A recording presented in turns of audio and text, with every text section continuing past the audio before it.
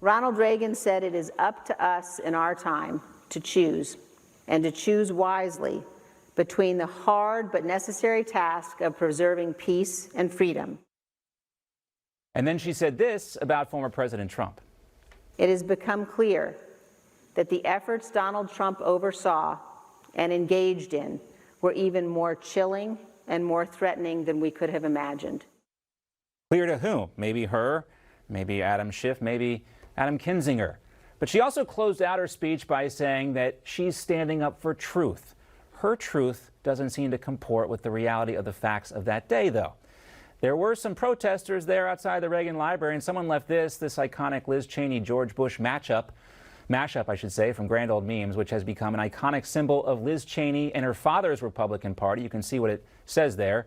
Liz Cheney is a rhino. The January 6th committee is a sham. Is it a sham? Let's welcome in somebody to get some assessment on that. Host of the Rubin Report, Dave Rubin. Dave, great to talk to you. Let's bring in our sham expert, Dave Rubin. All right, John, what do you got for me? So have you tuned in and watched any of this committee? No, I've barely watched a minute of this thing because it was a sham from the beginning, very obviously. However, I did see all of the clips of that ridiculous, obviously fake, scripted testimony that Donald Trump jumped from the back of a limo. 74-year-old, slightly overweight Donald Trump jumped, hair flowing. He grabbed the steering wheel. He grabbed the clavicle of a FBI guy or a Secret Service guy, commandeered this thing. It's just complete nonsense. You know, what's next? He punched Gary Oldman in the face and said, "Get off my plane." I mean, these people are just completely ridiculous. Liz Cheney, I mean, man, she is barely going to be a footnote in history. She has done nothing for her state. She has wasted taxpayer money on this complete clown show.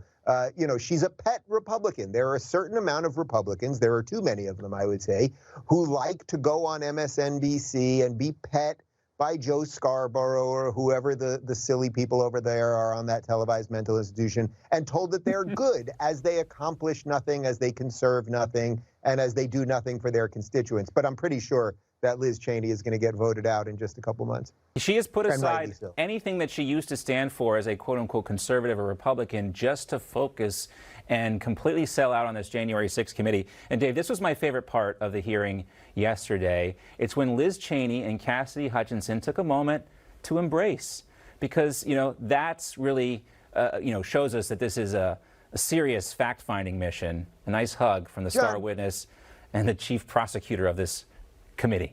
It's so ridiculous. I mean, look at the hug too, the way it's so warm and loving, but it's just so ridiculous, just on its face, the idea that this woman sat on this information for 18 months. For 18 months, she knew that Donald Trump grabbed the steering wheel and the clavicle, and he was going to drive the car into the Capitol like a crazy person. And she sat on it for 18 months only to recite the story in perfect diction to a group of pre-selected Democrats and sycophants.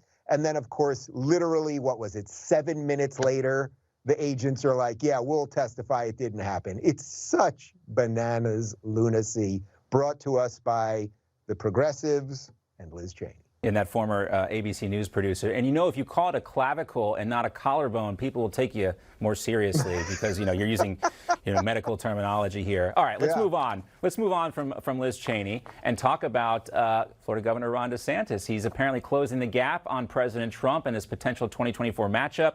DeSantis also continues to rake in tons of cash for his reelection campaign for Florida governor. Let's not forget about that. And he's getting support from some guy who I believe you said he would eventually come out and support Ron DeSantis not too long ago, but here is Joe Rogan. I think Ron DeSantis would work as a good president. I mean, what he's done for Florida has been admirable. He is not perfect. He's a human being. But what he's done is stand up for freedoms. And people think that so there's some weird gaslighting that went on where people equated freedom and saying the word freedom to like right-wing bigotry and hate. It is so strange. First of all, I love that point, too. Just because you like freedom doesn't mean you're a right-wing bigot. But let's go ahead and give you a chance to take a victory lap yourself, Dave. You called this, didn't you? I called it sort of to Joe Rogan's face a couple of years ago. I predicted that he would be moving to Texas, or at the very least leaving California because of taxes, which he did. And look, Joe Rogan is a guy who, this is a Bernie supporter. I mean, he had Bernie on his show. I believe he supported Bernie just a couple of years ago. But he's showing what I think is a natural evolution of realizing that big government and especially woke politics simply do not work. High taxes simply does not work. And for any of the people out there, and there are plenty of them, by the way, who, felt that Trump was just a bridge too far, they didn't like his attitude or whatever it might be. Now, I say this as someone who supported Donald Trump, and I've interviewed Donald Trump, and I think he's a good guy, and I wish he was president. But there's a certain amount of people that just couldn't get there. So what Rogan is signaling to his massive audience is, hey, here's a guy who is actually getting things done, who kept a state open, who is getting critical race theory out of schools, who is fighting all this gender nonsense, who actually cares about science, who is fighting the mainstream media, all of those things. So he's really showing people, hey, maybe you couldn't get there with Trump. And what he's sort of saying is, hey, I myself couldn't get there with Trump, but here's a guy who's doing the work that we wanted Trump to do, and it doesn't come with some of that baggage.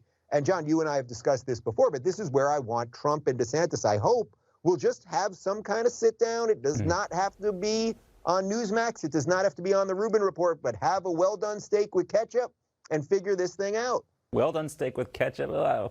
That's very true, well, that's Dave. What Trump likes. Yeah, I don't know what DeSantis Very thinks. true. I don't know what DeSantis likes, but I don't think anybody's going to run against Donald Trump if he does decide to run. I don't know if they should or shouldn't, but he might have a clear path. Let's move on. And speaking of bigots and white supremacists, we need to talk about the co-creator of the popular TV show Friends. Yes, She's doing some self-reflection here. Marta Kaufman says that she's embarrassed by the lack of diversity on the show. She's now donating $4 million to her alma mater, Brandeis University, which is a bastion of freedom and free thinking, not.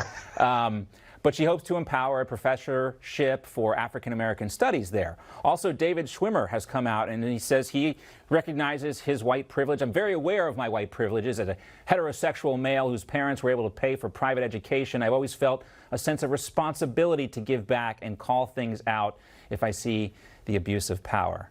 So, I mean, are these guys it's Friends. It's a sitcom on TV, Dave. It's not Roots. It's not like some... What are we supposed to make of this? Well, first off, John, I want to be very clear about one thing, which is that I'm a Seinfeld guy, not a Friends guy. Okay, so I just want to put that out there. Yeah. I don't want people watching this going, oh, Rubin loved Friends. No. I like Seinfeld. That's number one. Number two, these people are just pathetic, posturing buffoons, basically. There is nothing. Friends may not have been the greatest comedic show in history, at least by my estimation, but millions of people loved it. It was number one on NBC for probably at least half a decade or something. No one has anything to apologize over. This is where Seth MacFarlane has apologized for making gay jokes on Family Guy, and Hank Azaria has apologized for doing Apu in The Simpsons.